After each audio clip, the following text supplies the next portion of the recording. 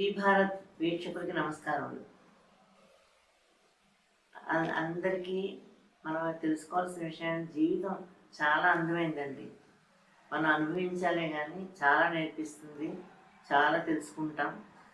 ఈ జీవితం ఎంత సుఖవంతంగా మనం గడపాలి అనుకుంటే అంత మనం ప్రశాంతంగా గడపాలి.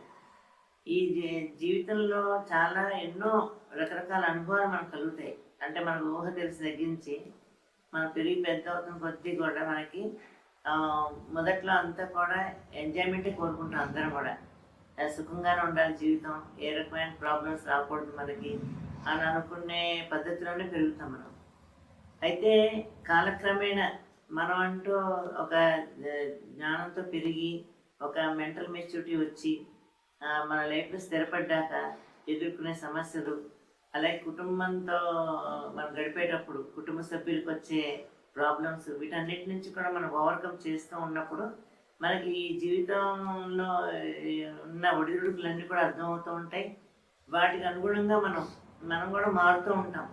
మొదట్లో బేలతనంగా ఉంటాం, భయపడుతూ ఉంటాం, ఎందుకు మనకి కష్టం వచ్చింది అనుకుంటాం. ఇలాంటివన్నీ దశలు దాటుకుని చివరికి కొన్నాళ్ళకి మనమే 10 మందికి ధైర్యం చెప్పేలా తయారవుతాం. అయితే ఈ జీవితంలో మనం ఏంటంటే సుఖశాంతులు కానీ ఆనందాలు కానీ ఏది డబ్బుతో రావు. కేవలం మన మనసుతోటి, మన మనసులో సంతృప్తితోటే వస్తాయి. ఏదైనా సరే మనకున్న దాంట్లో మనం చక్కగా సంతోషంగా ఉంటాం. మన సంతోషాన్ని అవతరానికి పంచుతూ, అంటే మనం మానసికంగా ఒక రకంగా ఎలా ఉండాలి అంటే ఎక్కడికి వెళ్ళినా కూడా మనం కలిసిపోయేలా ఉండాలి. నేను రిచ్, నేను వీళ్ళతో ఎందుకు కలుస్తాను, వీళ్ళందరూ మనకు తగినవాడు కాదు అని అనుకోవడం తప్పు. అలాగని చెప్పేసి మనకి ఏమీ లేదు, వేరే వాళ్ళ దగ్గర మనం ఎలా ఉండగలుగుతాం, వాళ్ళతో వద్దు అని చెప్పే ఇటువంటి మనస్తత్వాన్ని మనం పెట్టుకోకూడదు.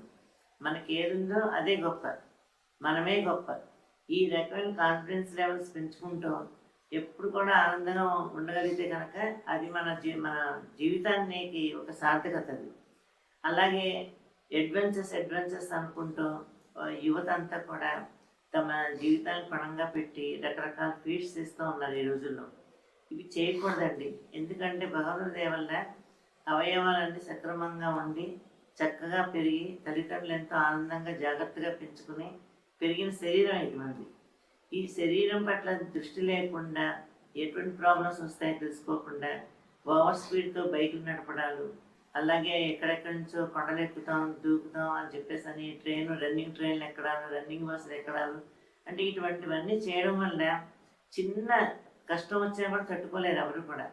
ఈ రాబోయే కష్టాన్ని తలుచుకుని పిరికిగా ఉండమని అంటలేదు, కానీ మనం జీవితాన్ని కాపాడుకోవాల్సిన అగత్యం మన చేతిలోనే ఉంది. ఎందుకంటే ఒక కుటుంబ సభ్యుడు కనుక గాయపడినా ఏదైనా అయినా ఆ కుటుంబం అందరికి కూడా చాలా ఒక శాపంలో పరిణమిస్తుంది ఆ దుఃఖం. అందువల్ల మనం ఎవరిని దుఃఖపరచకూడదు, మనం ఎవరి దుఃఖపెట్టకూడదు అనుకుంటే మన కుటుంబ సభ్యులు కూడా మనం జాగ్రత్తలు చెప్పుకుంటాం, మనం కూడా జాగ్రత్తగా ఉంటాం. ఈ మనం కూడా సాగించాలి. ప్రతిదీ కూడా మనకి డబ్బుతోటే వస్తుందని అనుకుని ఆ డబ్బు కోసం పరుగులెత్తడాలు, లేకపోతే ఇంకొకటి మోసం చేయడాలు, ఇవన్నీ చేయకుండా మన జీవితానికి క్వాలిటీగా మంచుకోవడం అన్నది చాలా ముఖ్యమైన విషయం. ఇది అందరికి కూడా. ఇంక మన ఇంట్లో పిల్లలకు కూడా మన చిన్నప్పటి నుంచి కూడా ఒక 4-5 విషయాలు చెప్తూ ఉండాలి. ఎవరిని మోసం చేయకూడదు, అబద్ధాలు ఆడకూడదు, అనేది భయపడకూడదు, ఏదొచ్చినా నేను ధైర్యం నిలబడాలి. అలాగే మన మనిషికి ఒక మానవత్వం అన్నది మనం మర్చిపోకూడదు. ఎవరికైనా కూడా సహాయం చేసే విధంగా ఉండాలి తప్పితే మనం ఇంకొక నుంచి ఎక్స్పెక్ట్ చేసి, అంటే వాళ్ళు ఏదో మనకి ఇవ్వలేదు అని చెప్పి అసంతృప్తి ఉండడం, వాళ్ళు ఇవ్వలేదని చెప్పేసి వాళ్ళని చెడ్డ అనుకోవడం, ఇవన్నీ కూడా తప్పు అన్నట్టుగా మనం చిన్నప్పటి నుంచి కూడా పిల్లలకి చెప్పాలి. మనం కూడా కొంత చిన్నతనం తెలియక అవివేకంతో తప్పుగా మనం ఆలోచించవచ్చు. మనం ఆలోచించిన విధంగా మన పిల్లలు ఉండకూడదు. అలాగే మనం పడిన ప్రాబ్లమ్స్ ఏమి పిల్లలు పడకూడదు అనుకుంటే తల్లిదండ్రులు చాలా జాగ్రత్తగా ఉండాలి. తమ పిల్లలు ఎవరితో స్నేహాలు చేస్తున్నారు, ఎవరితో ఎలా ఉంటున్నారు, ఇవన్నీ కూడా కనుక్కుంటాం. అంటే మన జీవితం ఇంట్లో కూర్చుని కృష్ణారామ అనుకునేట్టు ఉండదు, అలా అని చెప్పేసి ఉరుకుల పరుగుల మీద ఉండదు. ఒక్కో రోజు ఒక్కొక్కలా ఉండొచ్చు. ఏ రకంగా ఉన్నప్పటికి కూడా ప్రతి మనిషి కూడా ప్రశాంతంగా గడపాలి అనుకుంటే చాలా జాగ్రత్తలు తీసుకోవాల్సి వస్తుంది. అది తన కుటుంబ సభ్యుల విషయంలో అవ్వచ్చు, లేకపోతే వారి విషయంలో అవ్వచ్చు. ఒక నిర్దిష్టమైన ప్రణాళికతోటి ఒక కుటుంబ జీవనం అన్నది గడపాలి అంటే ఒక పెళ్ళన్నా 1000 ఏళ్ళ పంట అంటారు, 100 ఏళ్ళ పంట అంటారు. ఎన్నో దశాబ్దాలు కలిసి ఉండాల్సిన జంట కాబట్టి ఆ జంట ఉండే జాగ్రత్త విధంగా వాడు ఉండాలి. అలాగే తల్లిదండ్రులు తమ పిల్లల పట్ల దక్షతగా ఉండాలి, పిల్లలు తల్లిదండ్రుల పట్ల గౌరవంగా ఉండాలి. ఇవన్నీ కూడా మనం అభ్యాసంతో రావు, ఆచరణతో వస్తాయి అన్నీ కూడా. అంటే ఒక మంచి అలవాట్లు ఉండడం, అలాగే ఒక బద్ధకం ఉండకుండా ఉండడం, కష్టపడే తత్వం ఉండడం, అది దేనికైనా కూడా సంతృప్తి చెందే గుణం ఉండడం, ఇవన్నీ కూడా ప్రతి మనిషికి కావాల్సిన క్వాలిటీస్. ఈ రకంగా కనుక మనం అంతో ఎంతో ఇప్పుడు ప్రతి మనిషి 100కి 100 పాళ్ళు కూడా అన్ని రకాలుగా కూడా సక్సెస్ఫుల్ కాకపోవచ్చు, కానీ మనం అవ్వడానికి ప్రయత్నం చేయాలి మనం. ఎందుకంటే మనం ప్రతిరోజు ఒక పజిల్ ప్రతి వాళ్ళకి కూడా ఏ క్షణానికి ఏమవుతుందో, ఏ రోజు ఎలా ఉంటుందో అన్నది అవి తెలియదు. కాబట్టి ప్రతి నిమిషం కూడా మనకు చాలా విలువైంది.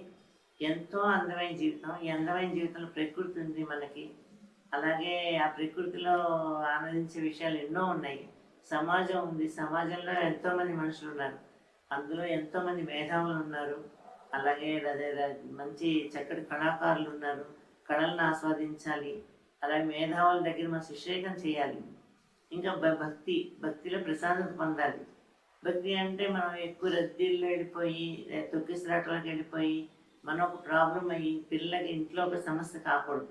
ఏదన్నా కూడా ఒక క్షణం ఆగి ఇది ఎంతవరకు చేస్తున్నాము, ఇది ఎందుకు చేస్తున్నాము, ఎలా చేయాలి అన్నది కొంచెం ఆలోచించుకుంటూ మనం చేయాలి. తప్పితే మనం అందరూ పెడుతున్నాయి కదా మనం కూడా వెళ్ళిపోదాం అని చెప్పేసి అని ఎక్కువ రద్దీ ఉన్న జనాల్లోకి తొక్కిసలాట్లోకి వెళ్ళిపోయి, లేదా పెద్ద పెద్ద వాళ్ళని తీసుకెళ్ళిపోయి మనతో పాటు, లేదా పిల్లల్ని తీసుకెళ్ళిపోయి చిన్నపిల్లల్ని, అంటే ఇవన్నీ కూడా కుటుంబ యజమానిగా కానీ కుటుంబ దక్షత ఉన్నవాళ్ళు కానీ ఆలోచించాలి.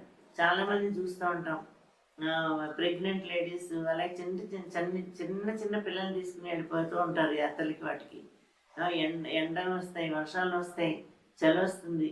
వీటన్నింటికి తట్టుకునే శారీరక బలం ఉండాలి, అవన్నీ ఉండాలి. ఆ చిన్న వయసులో ఉండవు, పెద్ద వయసులో ఉండవు. ఇటువంటి వాళ్ళని తీసుకెళ్ళిపోయి మనం మనతో పాటు సమానం చూపించేయాలి, చేసేయాలని చెప్పేసి పెడతాం. కానీ అక్కడ ఏదైనా విపత్కర పరిస్థితి వస్తే ఫస్ట్ ప్రాబ్లం వచ్చేది చిన్నపిల్లలకు వస్తాయి, పెద్దవాళ్ళకి వస్తాయి. ఇవన్నీ కూడా మనం గుర్తుపెట్టుకోవాలి. సరదా పడగానే సరిపోదు, దానికి తగిన వాతావరణం కూడా మనకి సౌలభ్యంగా ఉండాలి, అక్కడ సౌకర్యాలు ఉండాలి.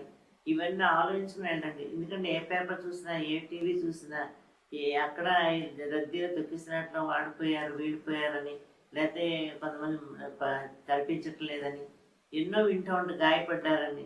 ఏ సమస్య వచ్చినా కూడా సమస్య నుంచి బయటపడడానికి చాలా రోజులు పడుతుంది. విషాదం అయితే మనం బయటపడలేము అందులోంచి.